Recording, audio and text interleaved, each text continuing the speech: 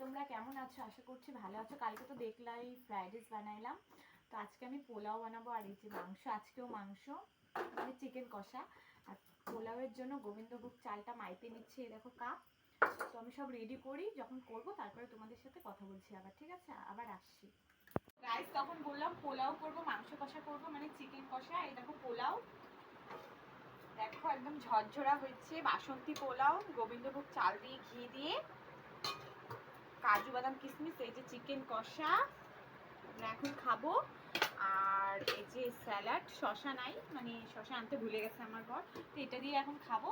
আর আমার সোনাকে দেখো, অনেকদিন পর তোমাদেরকে দেখাইলাম আমার সোনা।